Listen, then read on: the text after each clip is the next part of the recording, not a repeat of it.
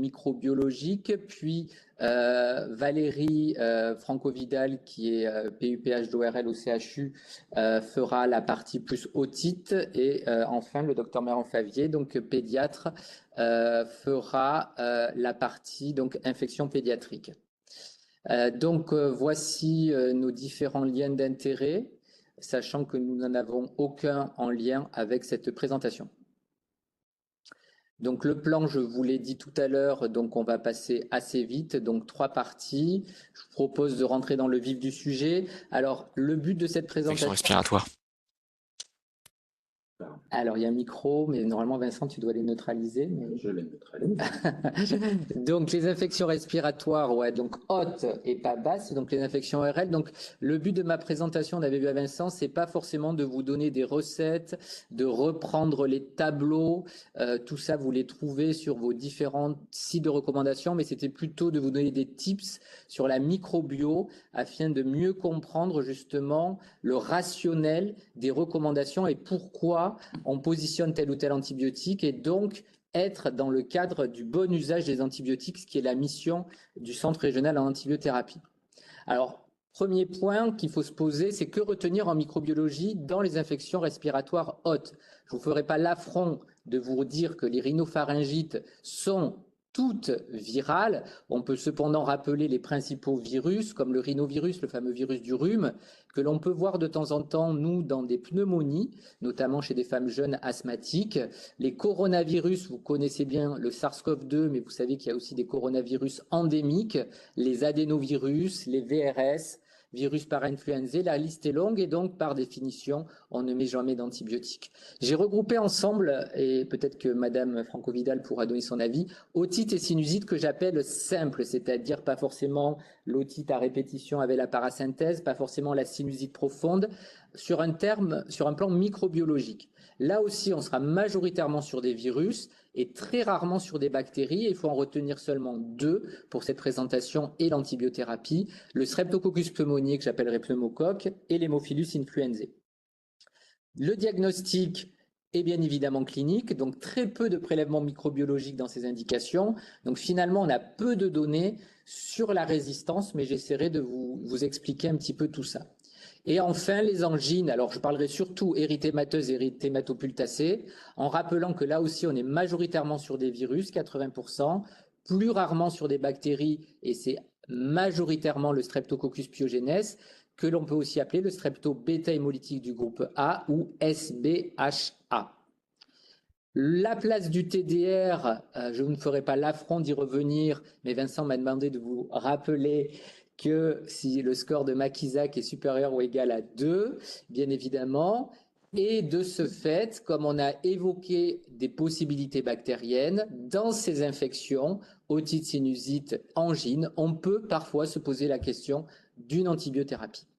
Alors, on va commencer par le streptobêta-hémolytique du groupe A. Donc, pour vous rappeler que c'est une bactérie assez exigeante et donc elle a besoin d'une gélose au sang que vous voyez ici. Et alors, pourquoi on dit bêta-hémolytique? C'est-à-dire qu'elle va hémolyser tout le sang et donc faire entre la colonie et la gélose un halo blanc. Et ça, c'est une hémolyse complète. C'est ce qu'on appelle la bêta-hémolyse.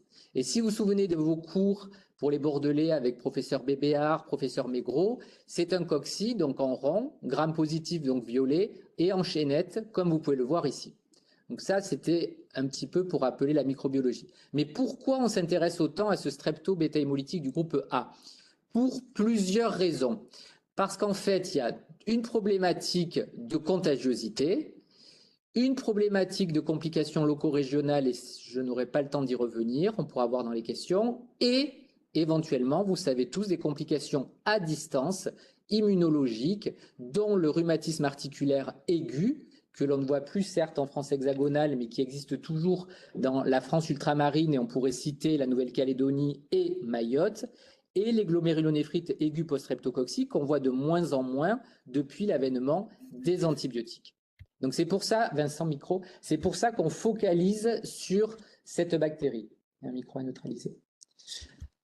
À côté du streptocoque bêta-hémolytique, il y a d'autres streptocoques, il ne faut pas l'oublier. Tu ne peux pas couper tous les micros par défaut? Ah d'accord. D'autres streptocoques, comme dans les dermohypodermites, hein, des streptocoques B, C, F et G. Et pour la petite histoire quand même, plus rarement d'autres bactéries dans d'autres formes d'angine. L'angine de Vincent, alors j'en parle parce qu'on en voit quand même assez régulièrement à l'hôpital, alors je ne sais pas en médecine de ville, qui est cette fameuse association fusospirillaire. Vous allez voir ici un fusobacterium, donc il y a un bacille gram-négatif anaérobie qui va donner cette odeur typique de la laine un peu fétide, et des spirochètes. Alors c'est pas des spirochètes de syphilis, mais c'est des spirochètes, on va dire, commensaux. Et donc ça, c'est typique lorsqu'on fait un frottis de gorge d'une angine de Vincent.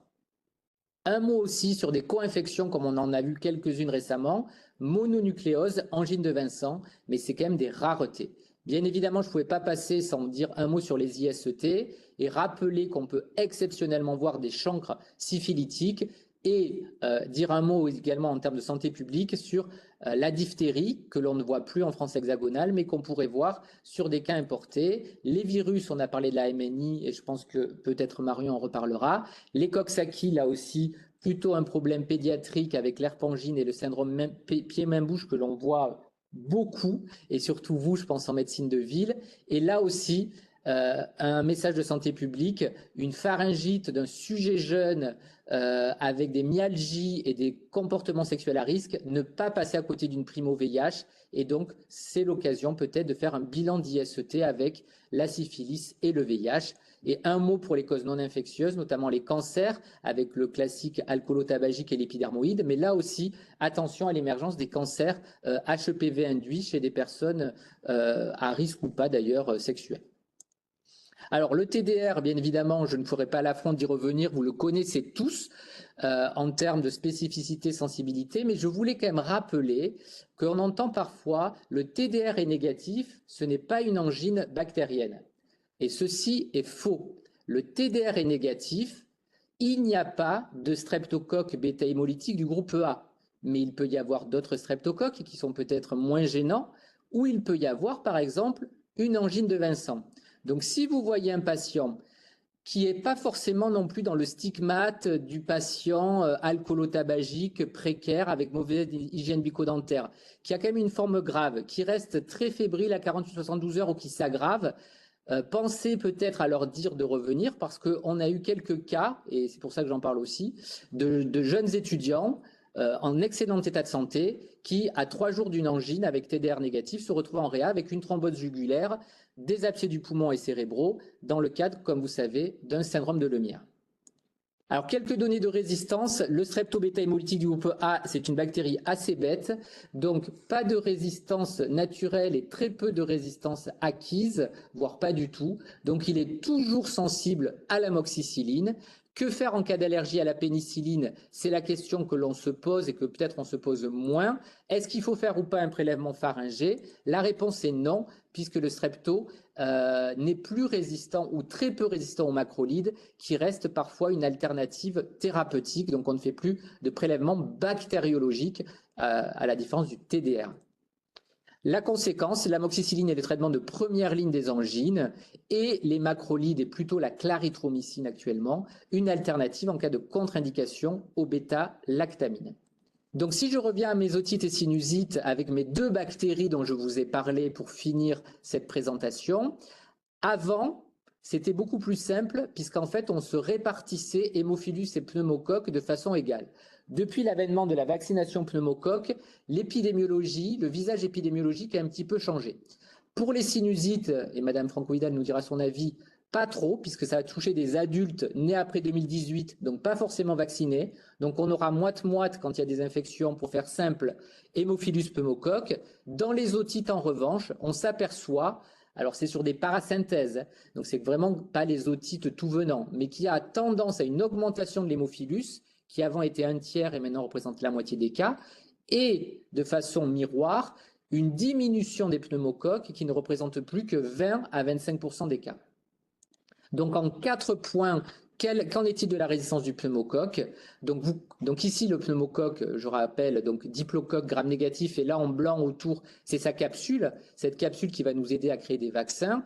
Donc les pneumocoques de sensibilité diminuée à la pénicilline représentent toujours un tiers des pneumocoques, mais ce qu'il faut bien comprendre, c'est que ces pneumocoques restent sensibles à l'amoxicilline dans l'immense majorité des cas. Les pneumocoques résistants ou intermédiaires à l'amoxicilline sont quand même très rares en France. Comme c'est un changement de PLP, il n'y a aucun intérêt de mettre de l'acide clavulanique sur un pneumocoque, deuxième point. Et troisième point, l'amox est bien meilleur que ses alternatives en termes de diffusion et d'efficacité in vivo, comme par exemple céfuroxime ou cefpodoxime. Et quatrième point, la résistance aux macrolides est très fréquente chez le pneumocoque, de 30 à 80% si on est PSDP, d'où le fait que les macrolides sont une mauvaise alternative dans les sinusites et les otites des patients avec contre-indication à la pénicilline. Et dans ces cas-là, c'est pour ça que vous avez des C2G, des C3G, voire chez les enfants du cotrimoxazole. Donc juste un mot d'épidémiologie pour vous dire qu'en 2002, on avait 50% de PSDP. Donc on a eu le premier plan antibiotique, l'arrivée des vaccins, le Prevnar 13. Donc on a diminué la part des PSDP en 2013 à 20%, et vous voyez qu'actuellement, on est plutôt à la hausse, on est à 34%, ce qui pour l'instant n'a pas d'impact sur la thérapeutique, mais on est très vigilant à ça dans le cadre justement de la résistance et du bon usage. Pour finir, la résistance d'hémophilus en 4 points. Hémophilus qui va nous gêner, c'est la production de pénicillinase. Finalement, les souches productrices de pénicillinase, elles aussi, tendent à diminuer, environ 10% sur des souches de parasynthèse. S'il y a une pénicillinase, l'activité, comme vous le savez, est restaurée par l'acide clavulanique, qui reste donc une alternative thérapeutique dans certaines infections ORL. Et si finalement on a une souche résistante par pénicillinase ou bien modification des PLP, ce qui peut arriver, la C3G, même par voie orale, restera active. Donc en conséquence, qu'est-ce qu'on peut retenir? Peu de risque d'échec avec un traitement par amox, et en probabiliste dans les otites et les sinusites maxillaires. Et donc là, je voulais vous montrer des hémophilus, le BGN classique. Alors les autres bactéries, je passerai assez vite. Donc dans les sinusites, on peut avoir des Moraxella, on peut avoir des staphylocoques, mais c'est vraiment des sinusites un peu particulières, c'est pas tous les jours. Et dans les otites, ce que l'on voit, comme le pneumocoque diminue, on voit que la part du Streptopiogenes augmente un petit peu, mais comme je vous l'ai dit, ça reste une bactérie qui est toujours sensible à l'amoxicilline. Alors j'avais fait cette slide sur la piostacine parce que finalement la piostacine est un antibiotique franco-français dont les indications avaient été révisées à l'été 2012 et finalement ont été revues récemment. Et dans les infections ORL, il y a 2 places pour la piostacine qui sont les sinusites maxillaires aigus, éventuellement les otites, mais pour des raisons sûrement de diffusion et d'échec clinique, pas les angines. Et la petite nouveauté aussi, c'est que c'est revenu pour la prophylaxie de l'endocardite infectieuse pour les patients allergiques à l'amoxicilline. Que retenir en conclusion de tout cela? Il faut bien comprendre la microbiologie qui est majoritairement virale, donc majoritairement on ne prescrit pas d'antibiotiques, qui a 3 bactéries finalement à retenir, le streptobêta-hémolytique, le pneumocoque, l'hémophilus. Une fois qu'on sait ça, il faut connaître les résistances naturelles et finalement aucune n'est naturellement résistante à l'amoxicilline. Les résistances acquises, elles sont assez rares et elles vont toujours plutôt toucher l'hémophilus influenzae. Alors, j'ai pas dit, je suis allé assez vite, c'est des hémophilus influenzae de type non B. Donc, c'est pour ça que le vaccin ne les protège pas. Et une fois que vous avez compris ça, vous comprenez mieux les recommandations. Et le message principal de cette présentation, c'est de dire que l'amoxicilline est l'antibiotique en première intention dans toutes les infections respiratoires bactérienne, bon, excepté peut-être, vous allez me dire, les sinusites frontales et autres, mais c'est quand même globalement l'antibiotique de choix. Et dans les alternatives, encore une fois, les C3G orales et l'association amoxatide-clave sont des antibiotiques critiques. Pourquoi? Parce qu'à large spectre et qui vont modifier à la fois le microbiote et faire émerger des bactéries multirésistantes. Et donc, ce sont bien des alternatives. Merci pour votre attention. Merci, bonjour à tous. Merci pour cette invitation. Je me déplace un tout petit peu parce que je n'ai pas le bras. Sinon. Donc, je vais focaliser mon propos sur les pathologies de l'adulte autologiques. Donc, on va aborder ensemble l'idée l'identification, enfin la véracité de problématiques d'otite devant une otalgie. On parlera des différents types d'otite externe et des problématiques qu'on peut rencontrer dans ce cadre-là. Un petit peu moins d'otite moyenne aiguë de l'adulte parce que on l'abordera surtout pour l'enfant. Et puis, on dira quelques mots des surinfections possibles dans le cadre des otites chroniques qui peuvent poser souci en médecine de ville. Donc, juste un petit mot pour rappeler que le conduit auditif, anatomiquement, c'est une région qui est extrêmement étroite, qui est recouverte d'épithélium kératinisé, qui a donc besoin d'être ventilée. Donc, toute obstruction du conduit auditif va modifier l'équilibre de la flore qui s'y trouve. Ce sera perturbé également par la présence d'humidité, la disparition du cérumen ou des traumatismes locaux de grattage ou le port d'aide auditive mal adapté, et que ça reste une région épidermique, donc qui peut être sujette à des maladies dermatologiques qui vont faire le lit d'infections chroniques. Cette peau du conduit est auto-nettoyante, enfin, le conduit auditif est auto-nettoyant grâce à un mouvement migratoire continu d'un tapis de kératine depuis la membrane tympanique vers l'extérieur. C'est pour ça qu'il ne faut pas utiliser de coton-tige pour ne pas casser ce système de migration vers l'extérieur et qu'il ne faut pas non plus retirer le cérumen qui est le meilleur antiseptique que le conduit auditif est connu. Ce qui va déséquilibrer donc la flore, on l'a dit, ce sont toutes les maladies dermatologiques qu'on peut avoir ailleurs et notamment l'eczéma, toutes les lésions de grattage, tout ce qui enlève la ventilation normale, l'humidité et surtout l'usage intempestif d'antiseptiques, de détertion, de nettoyage du conduit. Un conduit ne se nettoie pas, il est auto-nettoyant, donc on ne nettoie jamais un conduit auditif. Un petit mot pour mieux comprendre la suite sur l'oreille moyenne, qui est donc la cavité comprise entre le tympan et l'oreille interne, qui a la particularité d'être tapissée d'un épithélium respiratoire qui a donc besoin d'être, au même titre que celui qu'il y a dans les poumons, ventilé en permanence, et c'est le rôle de la trompe d'Eustache. Donc dès qu'on a une trompe d'Eustache qui ne joue pas son rôle de ventilation, cet épithélium va se comporter soit en consommant l'air de l'oreille moyenne et en créant une pression négative, ou en sécrétant un mucus stérile qui fera l'otite séromuqueuse. Et cette cavité, elle peut être contaminée par la trompe d'Eustache ou par l'extérieur si on a une perforation tympanique. Alors, quand on parle d'otite, on parle surtout d'un premier symptôme qui va être le motif de consultation du patient, c'est l'otalgie.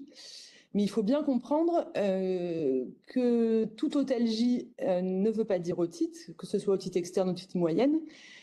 Et ça, c'est lié au fait que l'innervation sensitive du pavillon, mais surtout du conduit auditif, elle est liée à énormément de nerfs différents.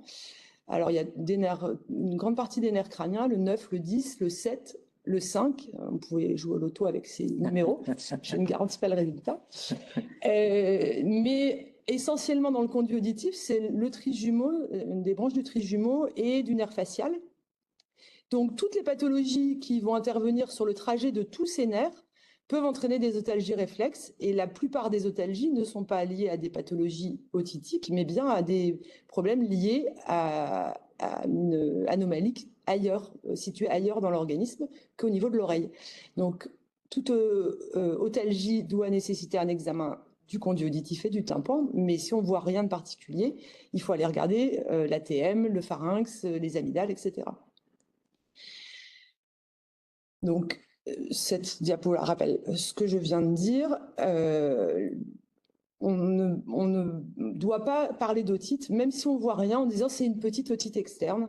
Il faut chercher un problème ailleurs, et si on s'attache à regarder les régions que je vous ai citées, vous allez retrouver autre chose. Donc, les différents types d'otites externes, ce sont essentiellement les otites externes bactériennes et mycotiques. On va parler des otites externes en premier.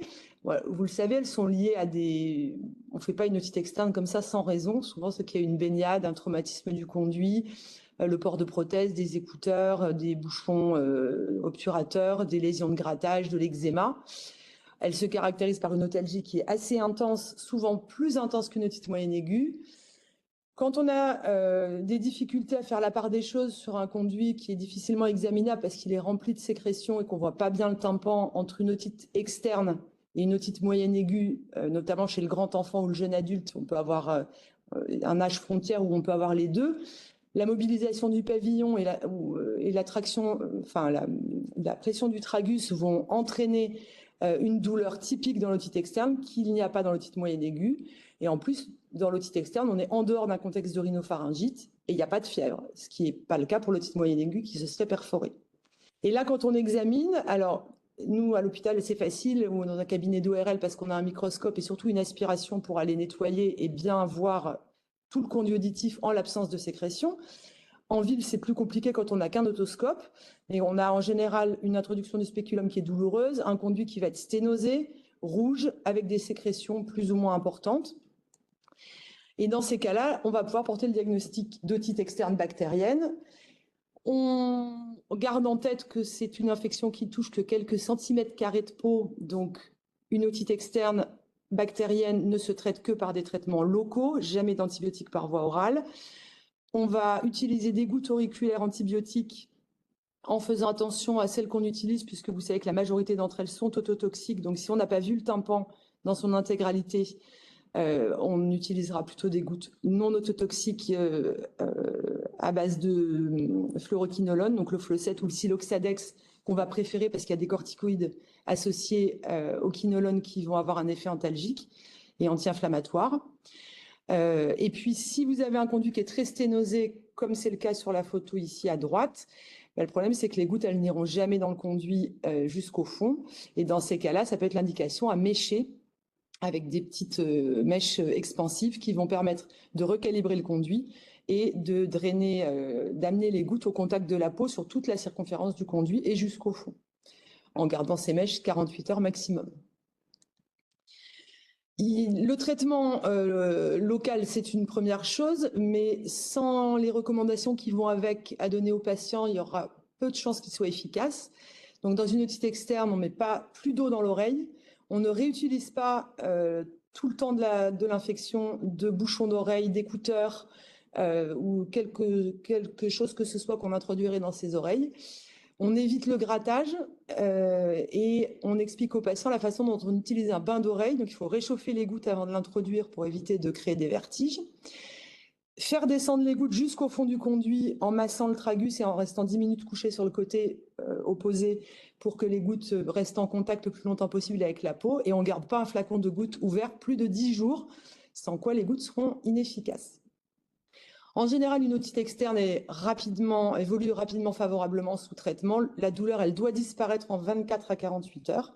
Si ce n'est pas le cas, il faut se poser la question soit d'une mauvaise observance, soit de la persistance des facteurs favorisants, soit d'une erreur de diagnostic, c'est peut-être pas une otite bactérienne, mais plutôt mycotique. Soit on est chez un sujet avec des facteurs d'immunosuppression, il faut penser à l'otite externe nécrosante. Attention aux otalgies réflexes, c'était peut-être pas une otite. Et puis, il y a un petit diagnostic qui est parfois difficile à faire, qui est extrêmement douloureux, comme une otite externe, c'est le furoncle, qui est tout petit, qu'on ne voit pas toujours, qui est souvent sous le spéculum, en fait. Donc, il faut regarder aussi en retirant le spéculum jusqu'à l'entrée du conduit. Et parfois, un tout petit furoncle peut être aussi douloureux qu'une otite externe, comme on a l'habitude de les voir. Le deuxième type d'otite externe, c'est les otites mycotiques. Alors, c'est les mêmes symptômes qu'une otite externe bactérienne, mais avec le prurite en plus, c'est assez typique. Et là, c'est l'aspect otoscopie qui va vous aider à différencier Candida et Aspergillus. Bon, le Candida, c'est assez classique, ça fait partie de la flore qui existe dans le conduit auditif et qui se traite relativement facilement. Ce sont des sécrétions blanches assez épaisses, parfois un petit aspect cotonneux avec un flocon dans le conduit auditif. Donc là, il faut essayer idéalement de nettoyer le conduit auditif avant d'utiliser des traitements antifongiques.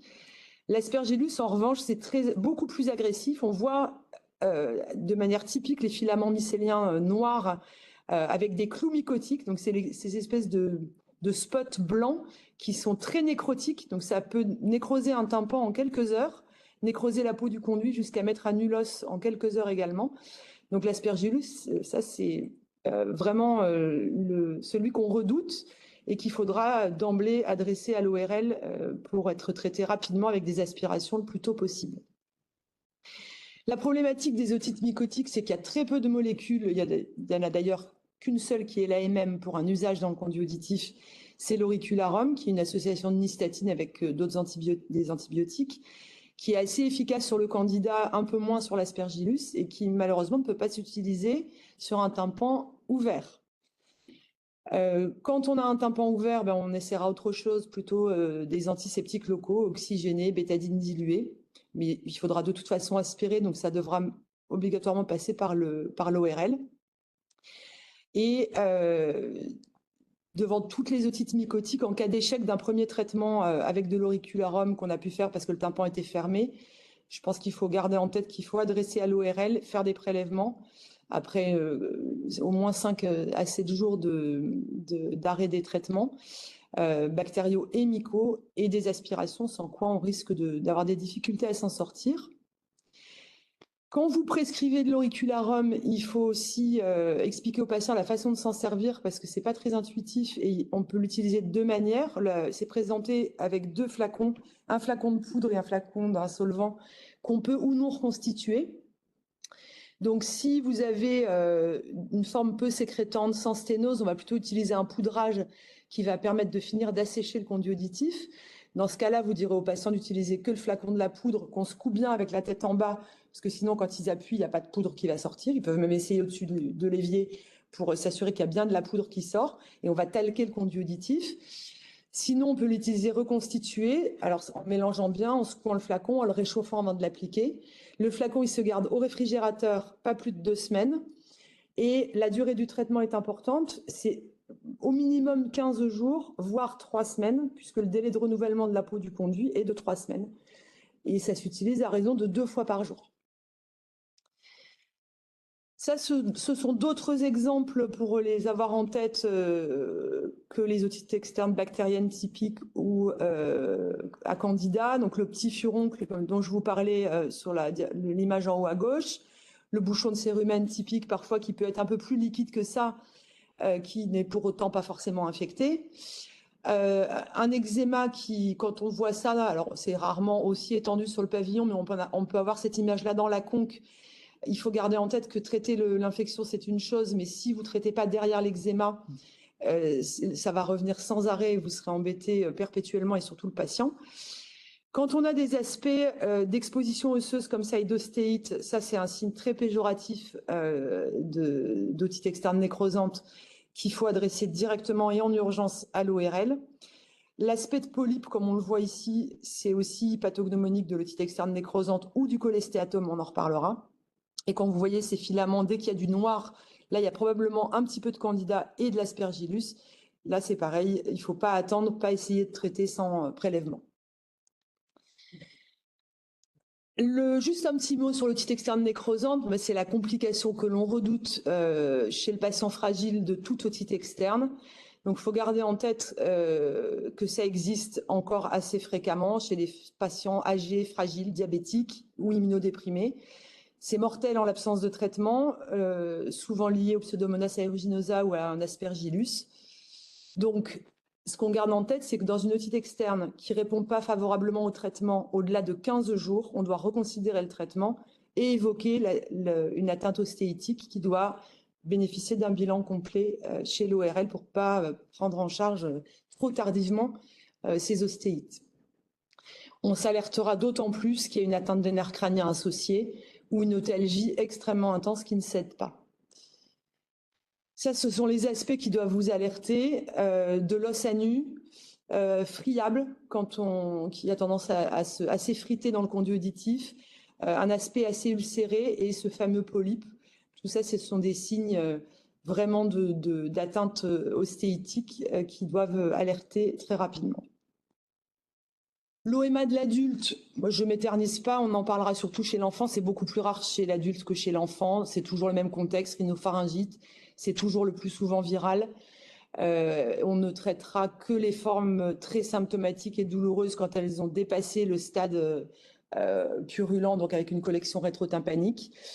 Et quand on a des otites moyennes aiguës chez l'adulte qui ne sont pas aussi facilement examinables que cette image qu'on voit là, et qui peuvent parfois être extériorisées avec des sécrétions purulentes, il faut revoir le patient à l'issue de la guérison de cet épisode infectieux pour s'assurer qu'il n'y ait pas une otite chronique sous-jacente qui soit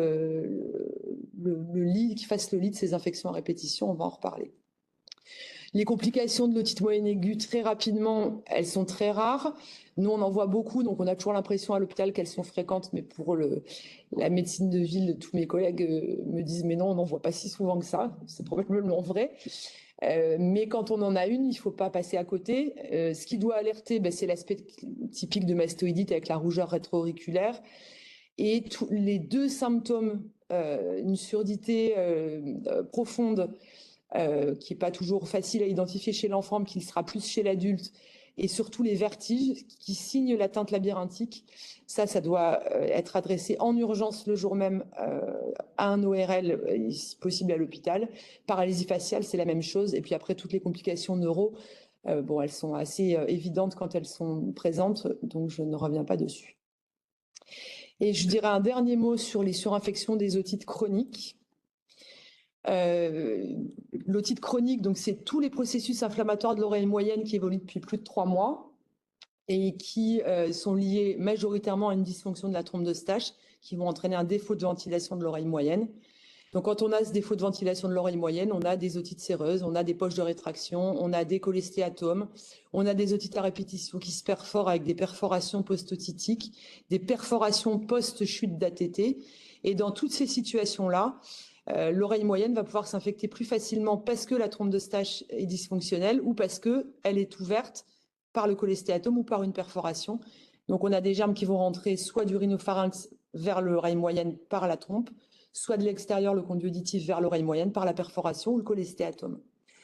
Et quand on a ces situations-là, on va avoir des perforations ici qui vont se manifester avec une infection par l'intermédiaire d'une otorée, des polypes comme ici qui sont quasiment pathognomoniques dans ce contexte d'un cholestéatome ou d'une otite externe nécrosante, des surinfections sur des aérateurs. Donc dans ces cas-là, il va falloir traiter ces surinfections. La première chose à faire, c'est de ne pas mettre d'eau dans l'oreille, de le rappeler au patient. Pas de gouttes ototoxiques, donc on va traiter avec des gouttes locales plutôt à base de quinolone. Des infections rhinopharyngées si on est en cours de rhinopharyngite associée. Et s'il y a un échec de ces traitements-là locaux au bout de 8 jours, là, il va falloir faire des prélèvements. Donc, ça passera forcément par l'examen d'un ORL au microscope avec des aspirations et des prélèvements microbiologiques dans le conduit auditif. Donc, je pense que ce qu'il faut retenir de cette présentation, c'est que toutes les otalgies ne sont pas des otites et c'est même loin d'être le cas. Les otites externes bien traitées doivent guérir en moins de 15 jours. Si ce n'est pas le cas, il faut se poser la question d'une otite plus agressive qu'une simple otite externe qui n'atteindrait que la peau du conduit auditif. Les otites externes qui récidivent, c'est que ce n'est pas un problème infectieux, mais un problème de conditions locales et un problème dermatologique. Il va falloir se poser d'autres questions que celles d'un germe qui serait résistant. L'OMA de l'adulte est rare et elle doit faire rechercher des pathologies d'otites chroniques sous-jacentes comme un cholestéatome par exemple ou des poches de rétraction. Et les otites chroniques surinfectées qui guérissent pas après 10 jours de traitement doivent bénéficier d'un prélèvement et d'aspiration chez l'ORL.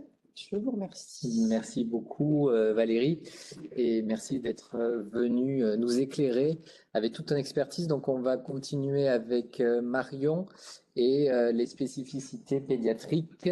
Voilà. Et c'est à toi Marion.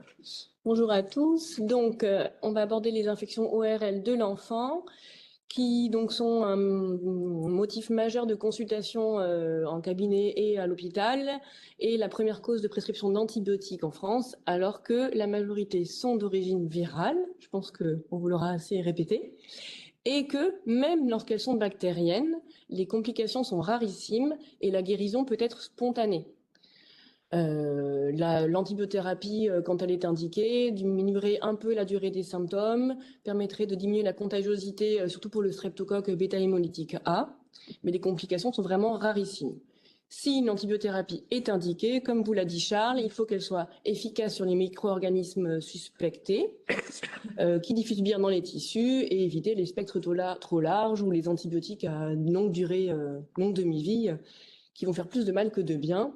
Je vous ai mis à cet endroit-là les recommandations sur les antibiothérapies des infections ORL de l'enfant qui sont sorties en 2023, faite par le groupe de pathologie infectieuse pédiatrique. Donc vous faites GPIP antibiothérapie ORL 2023 et vous aurez ces recommandations qui sont faciles d'accès. Ouais, très bien fait. Les infections ORL de l'enfant, le diagnostic est essentiellement clinique, donc il faut un interrogatoire un peu précis. Faites gaffe à la fièvre de l'enfant. Mon enfant a de la fièvre depuis 10 jours, mais en fait, je l'ai mesuré qu'une seule fois, et en fait, il a eu 38 il y a 10 jours, puis rien, et là, 38 aujourd'hui. Bon, ben, ça fait pas 10 jours de fièvre. Donc, attention quand même à faire un interrogatoire un peu complet, bien vérifier les antécédents, les facteurs de risque, etc. Et donc, l'examen doit être complet, avec une otoscopie pas toujours facile. Vous pouvez vous aider d'un Laut-Rothman pour essayer de gratter le cérumen qui peut vous gêner pour visualiser le conduit. Et comme disait Valérie Franco-Vidal, s'il y a de la fièvre, une otalgie, mais qu'on ne voit pas le tympan, prescrire une antibiothérapie probabiliste là-dessus, c'est quand même pas anodin. Vous pouvez faire plus de mal que de bien et après gêner l'évolution et la suite de la prise en charge. Donc, il faut peut-être mieux dire, je revois le patient dans 48 heures s'il a encore de la fièvre. Parfois, le cérumen a bougé, on voit mieux le conduit à ce moment-là et on peut bien diagnostiquer ou non une otite moyenne aiguë. Et donc, je vous ai mis un lien vers un site de Active France où il y a des petits espaces de e-learning. Vous pouvez vous inscrire gratuitement. Et il y a des petits quiz sur l'angine, l'otoscopie, etc. si vous avez envie de vous challenger un peu. On va commencer par les traitements symptomatiques, puisque comme la plupart des infections ORL de l'enfant sont virales ou bactériennes qui guérissent spontanément, le premier traitement est symptomatique et on en arrive à la désobstruction rhinopharyngée, qui est très importante et nécessaire, puisque les voies aériennes de l'enfant sont courtes, horizontales et facilement obstruées, ce qui favorise les infections. Donc, il faut les désobstruer. Il y a eu beaucoup de micmac et de textes ou de on-dit qui disaient que les DRP, les obstructions rhinopharyngées, favoriseraient les otites de l'enfant. Non, mais il faut les faire effectivement convenablement. Donc convenablement, c'est-à-dire en utilisant une seringue avec un embout adapté. Il faut bien mettre l'embout. Si vous prenez pas l'embout, ça va abîmer les cellules du nez. Il faut essayer de faire que le nez soit plutôt en aval des oreilles. Comme ça, quand vous mettez le sérum physiologique, il va pas après stagner dans les oreilles. Pas facile, hein. On est d'accord, ils se débattent, mais voilà. Il faut éviter les sprays qui vont faire mais ça va piter fort dans le nez et ça va abîmer les cellules du nez qui sont en fait un filtre et donc qui sont bien à garder. Le CHU là, a fait en pédiatrie des recommandations avec un QR code où on peut avoir des vidéos YouTube hein, pour aider les parents à faire les désobstructions rhinopharyngées du moins de 3 ans et du plus de 3 ans. Donc elles sont utiles, elles sont nécessaires. Et en fait, quand on fait la bibliographie, le max qu'on peut faire par jour, c'est 6 à 8. Donc vous avez vu, vous pouvez les faire. Les faire en tout cas. Après, quand on parle traitement symptomatique des infections ORL de l'enfant, une infection ORL peut faire mal, surtout otite moyenne aiguë purulente et angine. Donc, il faut évaluer la douleur. Je vous ai mis les échelles qu'on utilise chez l'enfant avec l'échelle des visages et l'échelle visuelle analogique. Vous les trouvez sur le site Pédiadol, si vous en voulez. Et le premier antalgique est donc le paracétamol. Il n'y a aucune problématique à le prescrire de façon systématique sur une infection ORL de l'enfant. Péros ou intrarectal, ce serait mieux en péros sur la biodisponibilité, mais s'il le vomit, l'intrarectal reste quand même efficace. Quid des anti-inflammatoires non stéroïdiens? Grosse question aussi. Il y a des recommandations, des bibliographies, des études qui ont été faites. Les anti-inflammatoires non stéroïdiens ne vont pas favoriser le risque de complications sur une infection ORL de l'enfant, sauf s'il est pas pris correctement ou s'il est prescrit en fait trop longtemps, mais il ne va pas favoriser la complication, il va en fait masquer les signes de complication. C'est-à-dire que si un enfant, au bout de 48-72 heures de diagnostic d'une infection ORL, a encore tellement mal qu'il doit prendre et du Doliprane et un anti-inflammatoire non stéroïdien 4 à 6 fois par jour, c'est qu'en fait, il y a quelque chose dessous et qu'il y a une complication à rechercher. Donc, quand vous le prescrivez, c'est l'ibuprofène, parce que c'est efficace à l'AMM à partir de 3 mois, donc c'est plutôt pratique. Et mettez bien maximum 48 heures. Autant le Doliprane, vous pouvez mettre 5 à 7 jours, le temps que la virose s'en aille complètement, mais max 48 heures les anti-inflammatoires non stéroïdiens. Et dites bien aux parents que si ça va pas, il faut qu'ils soient revus. Les corticoïdes, par contre, les corticoïdes à visée systémique n'ont aucune indication des infections ORL de l'enfant, sauf dans la laryngite aiguë virale, mais ils ne sont pas à visée antalgique, ils sont à visée anti-inflammatoire pour éviter que le larynx, qui est tellement inflammé, ne s'obstrue et ne fasse une insuffisance respiratoire. Donc il n'y a pas de consensus formel sur quels corticoïdes et quelle dose. On a tendance à faire Solupré de 1 mg par kilo. C'est orodispersible, vous pouvez le faire fondre dans un peu d'eau et voilà. C'est la seule fois qu'on met des corticoïdes systémiques chez l'enfant. Et eux favorisent les surinfections. Donc attention. Concernant les traitements symptomatiques, j'ai listé les antitussifs. En gros, il faut retenir que non, on ne met pas d'antitussif dans une infection ORL simple de l'enfant. La toux est un réflexe naturel, ça peut durer 10, 15 jours, même jusqu'à 4 semaines suite à une infection des voies respiratoires hautes et basses. Mais on la tolère, on dort mal, l'enfant aussi, mais c'est comme ça qu'il draine ses sécrétions. Un enfant qui a un problème neuromusculaire et qui ne tousse pas, là, il y a des soucis. Sur les traitements symptomatiques, on en a bientôt fini. Il y a les vasoconstricteurs nasaux qui ne sont donc pas du tout indiqués non plus dans le traitement symptomatique d'infection de l'enfant, même avant 15 ans, avec des gros risques d'effets secondaires. Les corticoïdes nasaux, on a un peu plus de discussion dessus. C'est souvent une discussion à avoir avec les ORL, il y a jamais ou les allergos, il n'y a jamais d'urgence à les prescrire. Sur les virus, non. Et sur les rhinites allergiques, quand vous avez bien enlevé, comme vous pouvez, l'allergène et fait les traitements symptomatiques avec des obstructions rhinopharyngées, ça peut être discuté. La kiné respiratoire, elle n'est indiquée que s'il y a un risque d'encombrement, donc un patient avec une pathologie particulière.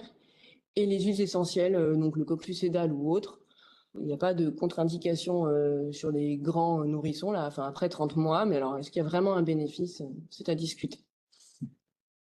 On en a fini avec les traitements symptomatiques des infections ORL de l'enfant, et maintenant on va s'atteler au traitement, enfin au diagnostic étiologique et au traitement plutôt antibiotique. Donc je n'aborderai pas les rhinopharyngites, les otites séreuses et les otites moyennes aiguës congestives. Et je vais aller vite, parce que sinon on n'aura pas le temps de discuter et de répondre aux questions. Vous aurez le diapo et tous les tableaux que j'ai mis sont dans les recommandations du GPIP. Donc l'otite moyenne aiguë purulente de l'enfant, en fait, la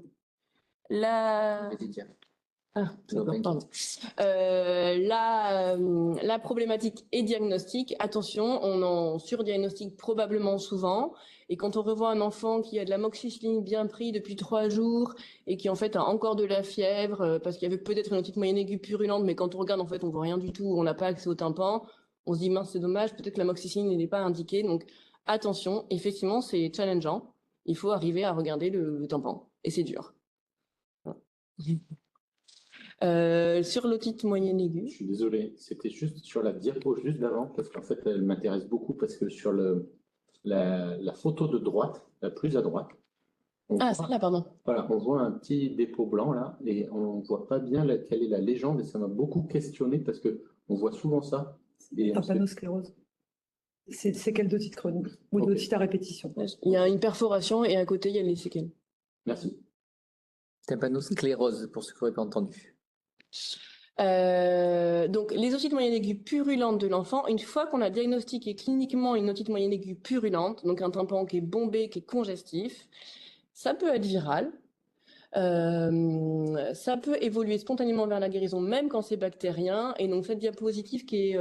il y a une diapositive de Robert Cohen, qui est un des médecins du groupe de pathologie infectieuse pédiatrique, et pas mal.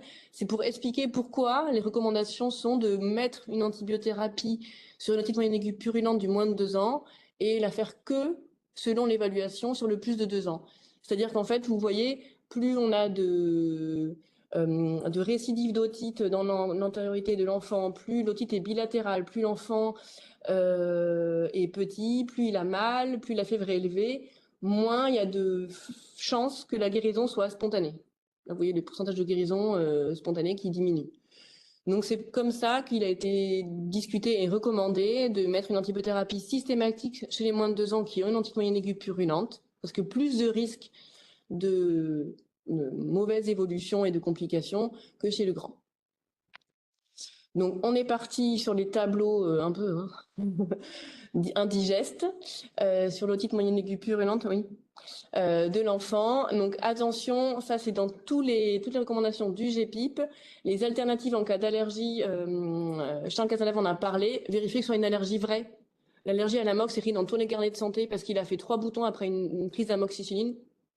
C'est très discutable. Si vous avez un doute, vous faites faire un bilan allergologique sans urgence, puisque les délais sont longs, mais c'est quand même difficile de passer toute sa vie en étant pseudo ou pas, ou vraiment allergique à l'amoxicilline. Donc sur l'otite moyenne aiguë purulente, la chose qui est importante à noter, c'est que même devant un syndrome otite conjonctivite, l'amoxicilline est recommandée, et pas l'augmentin. En tout cas, là, les deux sont mis sur le même piédestal, puisque les hémophilus, qui sont les plupart du temps retrouvés, ont quand même une sensibilité pas trop mauvaise à l'amoxicilline. L'otite moyenne aiguë purulente perforée, ce que je voulais vous dire, c'est que vous pouvez vous servir du streptotest. Alors, autant le streptotest sur une angine, il peut être fait en pharmacie, autant pas sur une autorée. Je pense pas que le pharmacien vous le fera, mais vous l'avez. Et n'hésitez pas à faire le streptotest, puisqu'il y a quand même du streptocoque bêta-hémolytique A à retrouver, surtout chez le plus de 3 ans, mais là, il y a eu une augmentation l'an dernier après l'isolement, Covid, etc. Et si le streptotest est positif, dans ce cas, on peut mettre de l'amoxicilline à toute petite dose et pendant pas très longtemps, puisque le streptocoque bêta-hémolytique A est très sensible à l'amoxicilline. Donc ça permet de faire une plus courte antibiothérapie et à moins grosse dose. Et il n'y a pas d'indication à une antibiothérapie locale. L'antibiothérapie systémique, suffit. L'otite moyenne aiguë purulente avec échec. Donc attention à bien diagnostiquer un échec. Un échec, c'est quoi? C'est quand les symptômes persistent malgré une bonne prise d'antibiotiques. Pendant la prise d'antibiotiques ou dans les 72 heures après l'arrêt. Une otite moyenne aiguë purulente diagnostiquée 10 jours après la fin de l'antibiothérapie et malheureusement peut-être une récidive, mais l'antibiothérapie a été efficace. Et donc là, vous aurez le diaporama, vous verrez quel germe suspecté selon l'antibiotique que vous avez choisi en première intention, sachant que bon, on est d'accord que cefbotoxime et augmentin, c'est pas censé trop être mis en première intention, mais si c'est ça qui était prescrit, qu'est-ce que vous pouvez suspecter comme germe et quelle est votre conduite? Une dernière chose que je vous ai pas dit, c'est que maintenant on a mis vraiment en 2 prises par jour les antibiotiques de l'otite moyenne aiguë purulente de l'enfant. Il vaut mieux pris bien comme il faut à 8h, 20h que n'importe comment à 8h, 11h, 16h.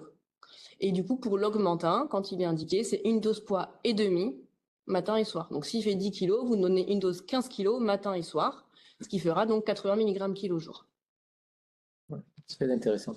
L'otite externe, Valérie Franco-Vidal en a parlé, et surtout, on en a plein en gros l'été avec les ados qui sautent dans l'eau à fond là.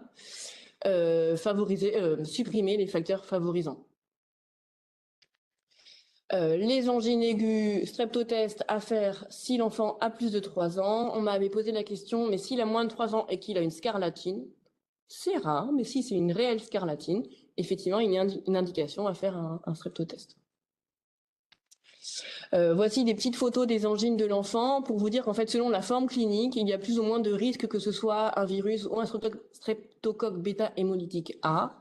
En gros, quand il y a un purpura du voile du palais, c'est quand même un peu plus souvent un streptocoque bêta-hémolytique A qu'un virus par rapport à l'angine érythémateuse. Sur les sinusites, attention, il y a quand même une surprescription d'antibiotiques. J'en parle et c'est surtout pour vous dire qu'il y a souvent des virus et que attention à pas trop prescrire d'antibiotiques, surtout sur le côté rhinopharyngite durant plus de 10 jours sans amélioration.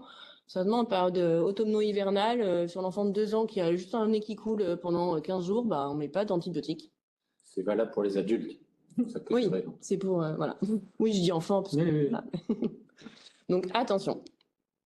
La sinusite frontale, par contre, attention, donc ça c'est plutôt les grands, les ados, pré-ados, il n'y a pas trop de chances que ça évolue favorablement, donc antibiothérapie, et toujours, ça nos collègues ORL, même un enfant en réanimation pour un abcès frontal sur une sinusite, nous diront toujours laver le nez. Donc on lave le nez. Les ethmoïdites, attention, dans les recommandations, vous pouvez mettre de l'augmentin oral Sur une hémoïdite simple de l'enfant, avec vraiment juste un œil très tuméfié, très gonflé, un enfant fébrile, il faudrait être sûr de bien voir l'œil dessous, qu'il n'y ait pas de trouble oculomoteur et être vraiment sûr de vous sur la réévaluation. Il faut programmer un rendez-vous à 48 heures avec vous et être sûr qu'il n'y ait pas de complications, sinon vous nous l'envoyez aux urgences. Et à contrario, on a régulièrement des piqûres de moustiques sur la paupière supérieure qui sont envoyées aux urgences. Une ethmoïdite a de la fièvre. Voilà. Attention sur les infections ORL répétées de l'enfant. Une petite diapo pour vous dire quand rechercher un déficit immunitaire héréditaire. C'est sur les pas à pas de pédiatrie qui sont quand même vraiment une grosse aide.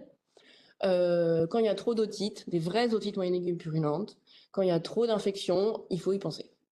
Et donc voici dessous là le bilan de débrouillage à faire. Et attention, un petit mot au VIH, parce que j'ai Charles à côté. Après, quid des allergies? Effectivement, on en entend souvent parler. J'ai découvert en faisant ce topo, et je suis très déçue d'avoir découvert que maintenant, le score SPHAR, qui peut vous permettre de voir si une rhinite d'un patient, pas que de l'enfant, est d'allure allergique ou pas, avec le joli calendrier pollinique, etc. là. Ça peut vraiment vous aider. Et en fait, quel que soit l'âge de l'enfant, même à 2 ans, si vous avez des éléments pour une rhinite allergique, il peut faire des tests cutanés allergiques et faire une éviction d'allergènes, les lavages de nez et les antihistaminiques, plutôt la desloratadine. Enfin, infection ORL répétée et RGO, attention, on met un peu beaucoup de choses sur le compte du reflux gastro-œsophagien. Avant 18 mois, ça sort. C'est pas très grave si on grandit bien, qu'on grossit bien. Et les infections virales sont fréquentes. Donc le pas à pas, je pense, est illisible pour vous. C'est le pas à pas du reflux gastro-œsophagien en pédiatrie. Il dit que, en gros, chez le grand enfant, si vous avez des doutes avec un pyrosis, une douleur gastrique, vous faites un traitement d'épreuve par IPP. Et chez le nourrisson, s'il y a des infections ORL très répétées, plus que la moyenne, avec souvent des infections bactériennes purulentes, il y a une indication en fait à voir un gastro pour discuter une pH-métrie. Et voilà, pardon, excusez-moi, je spoil. Non, En même temps. non, mais c'est déjà, merci. On n'aura pas le temps, je pense, de faire le post-test, mais c'est pas grave, on pourra le mettre en ligne. Merci beaucoup pour la qualité de vos présentations. Et comme il nous reste 5 minutes, je pense qu'on va aller directement aux questions, parce que sinon nos auditeurs seront frustrés. Je pense que c'est une bonne idée. Alors, on a des questions quelques questions concernant les otites externes, et notamment pour réaliser après un premier échec d'un traitement local, s'il faut faire un prélèvement, on va pouvoir le faire en ville ou il faut l'adresser forcément en ville et notamment dans un laboratoire d'analyse où il faut l'adresser à un spécialiste ORL pour aspiration, par exemple. Alors, pour faire un prélèvement de qualité qui sera rentable, il faut un écouvillon de petite taille dont on ne dispose pas toujours. Les écouvillons qui font 4 mm, ça ne va pas pour un conduit parce qu'on va prélever l'entrée et donc il y aura des contaminations. Et il faut le faire bien, c'est-à-dire faire un écouvillon sec et 2 écouvillons sur milieu protégé et l'envoyer dans un laboratoire dans les 4 heures pour ne pas que tout se perde et bien expliquer au laboratoire ce qu'on a prélevé, c'est-à-dire un PU d'un conduit auditif en expliquant ce qu'on a donné avant comme antibiotique. Sinon, il y a une rentabilité qui est quasiment infime. Donc ça reste compliqué quand même. C'est pas facile. Okay. Ouais. On nous a questionné sur les traitements, pareil, des otites externes, les traitements locaux qui ne seraient pas autotoxiques à part la fluoroquinolone. On a évoqué. Bah, il y en a pas beaucoup en fait qu'on peut utiliser malheureusement et en fait, ceux qui sont autotoxiques, celui qu'on utilise le plus dans les autotoxiques, c'est le polydexa. C'est le plus efficace parce que c'est des antibiotiques qu'on n'utilise jamais par voie orale et en plus il y a des corticoïdes dedans. Mais sinon, au Flocet Siloxadex, il n'y a pas grand-chose qui puisse remplacer malheureusement. Moi, j'ai quelques questions personnelles pour compléter sur les otites externes, le diagnostic différentiel, c'est le furoncle. Et du coup, là, le traitement, on peut appliquer quand même localement des choses. Oui, on peut mettre. On peut mettre de la fusidine ou des choses. Si c'est à l'entrée, si c'est profond dans le conduit, c'est compliqué. Et le méchage, donc, ça serait pour favoriser plus qu'un drainage, ça serait pour favoriser la diffusion des antibiotiques localement. Quand il y a une sténose du conduit, les gouttes, elles peuvent pas pénétrer dans le conduit. Donc elles n'auront, enfin c'est comme si on traitait pas en fait.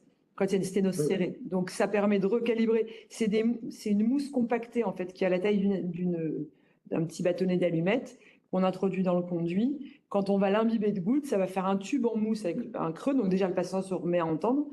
Et ça fait diffuser les gouttes et ça recalibre le conduit. Comme pour un méchage de Donc, nez. voilà. Et du coup, là, on peut avoir ça en ville. C'est possible d'en mettre, ouais. Il faudrait qu'on... Ouais. D'accord. Mais il faut penser à les retirer. Ouais. 48 heures. 48 heures, tu nous as dit. Ouais. Ah oui, merci de la précision.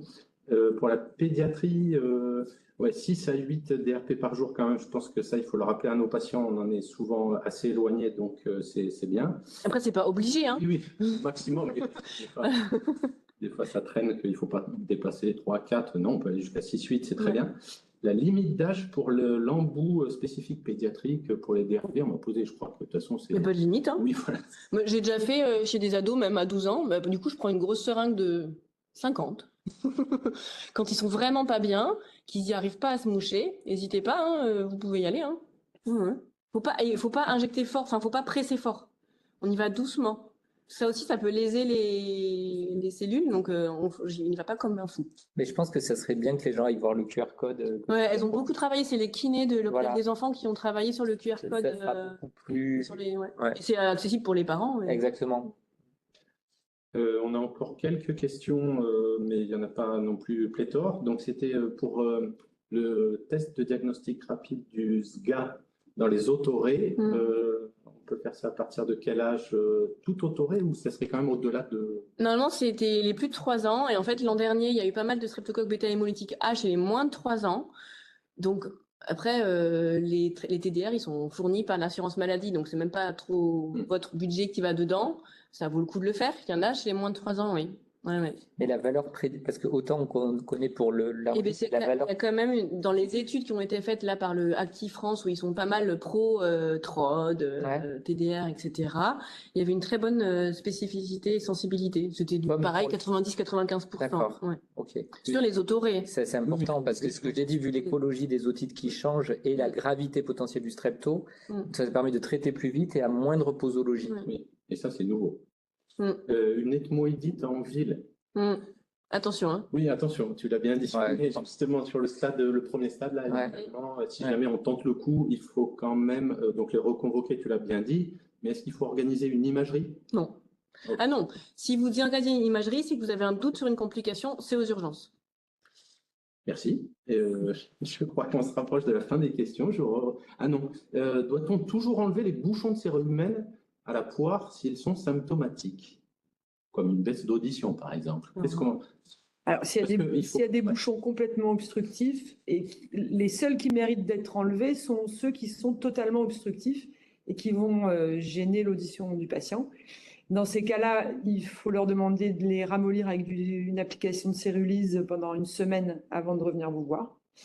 Et on peut faire un lavage doux pour les retirer à la condition qu'on soit sûr qu'il y ait un tympan fermé derrière. Sinon, ça peut passer uniquement. Alors, un anneau de Trottmann, si c'est pas complètement occlusif, on prend un petit anneau de Trottmann et si c'est à l'entrée du conduit, on essaye de le tirer doucement vers l'extérieur quand c'est en monobloc.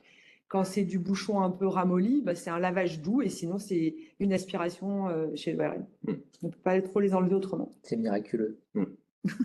Oui, une remarque personnelle. Marion, tu as bien parlé du matériel qu'il fallait avoir et là, vous venez d'évoquer aussi, il faut quand même, je pense, une curette d'oreille. Vous appelez ça... L'anneau de Trottmann. Merci.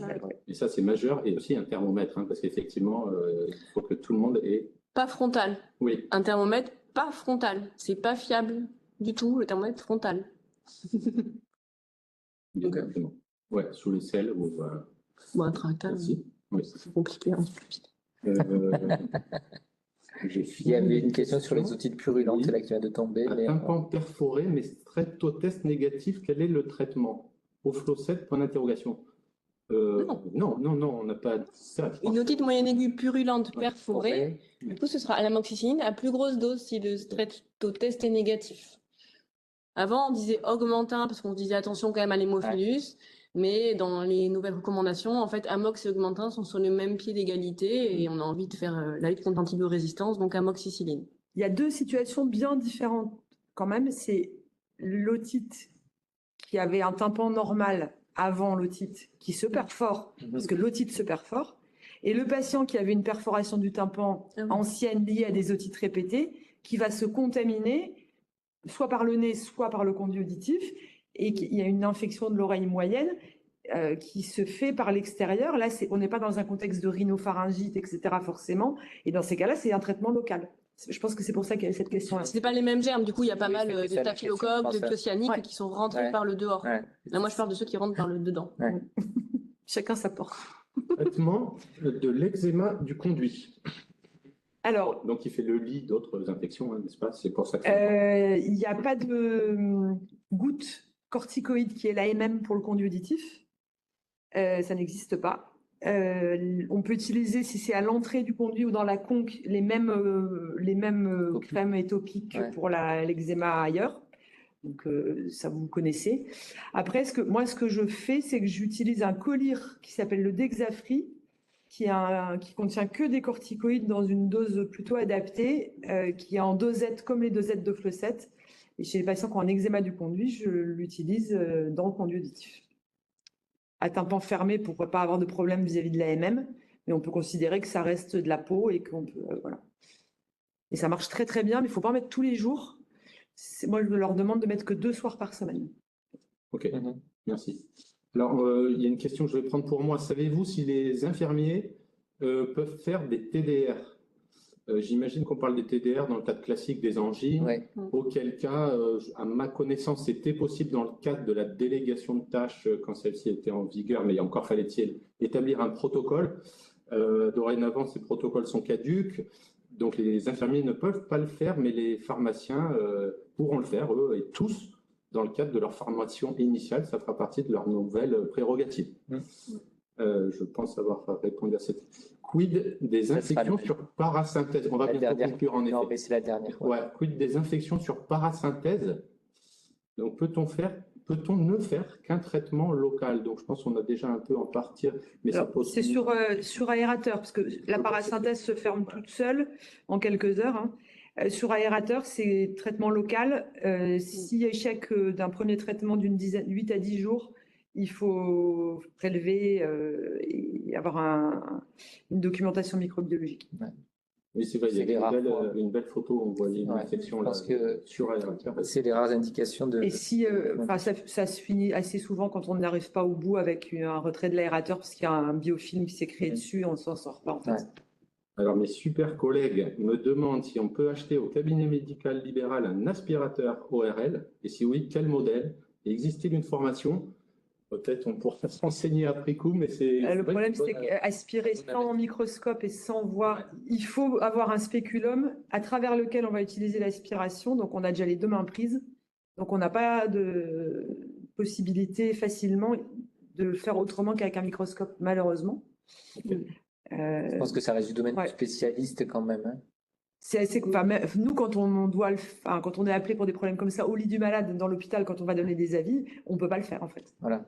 On n'a pas, même à l'hôpital, on n'a pas ce qu'il faut. Il faut être sous microscope pour voir ce qu'on fait, parce que si on est traumatique avec l'aspirateur, c'est catastrophique. On a entendu, c'est très clair. Merci. Merci beaucoup.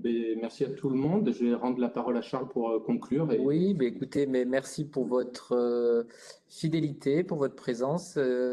J'espère que le sujet vous aura intéressé. N'hésitez pas à nous faire part d'autres sujets que l'on pourra aborder dans les prochains webinaires. On est preneur, on essaiera de trouver des oratrices aussi performantes qu'aujourd'hui. Et on en profite, des oratrices, des orateurs, on est inclusif, on en profite pour vous souhaiter une très bonne fin d'année et de très belles fêtes et un petit peu de repos, parce que je crois qu'on est tous un petit peu fatigués. Et surtout, n'oubliez pas que les antibiotiques... C'est pas automatique. Allez. On aurait pu prendre des pompons. Au revoir. Au revoir.